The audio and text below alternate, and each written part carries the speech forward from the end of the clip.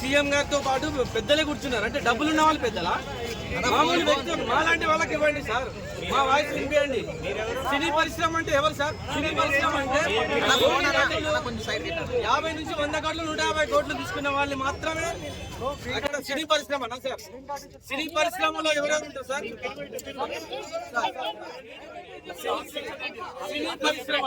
సినీ పరిశ్రమలో ఎవరు సార్? కార్మికుల దగ్గర నుంచి, ప్రేక్షకుల దగ్గర నుంచి, నటులు, దర్శకులు, నిర్మాతలు, సామాన్య ప్రేక్షకులు మేడం. రేవంత్ రెడ్డి గారు సామాన్య ప్రేక్షకుని గురించి ప్రేక్షకునికి అందుబాటు ధరల్లో టికెట్ రేట్స్ లేవు సార్. ప్రేక్షకునికి అందుబాటు ధరల్లో టికెట్ రేట్స్ లేవు. సో సార్, మీరు పెంచాలనుకుంటే పెంచండి. పెద్ద బడ్జెట్ సినిమాలకు డబ్బులు ఖర్చు అయితే కాబట్టి పెంచుతారు, ఓకే. కానీ సార్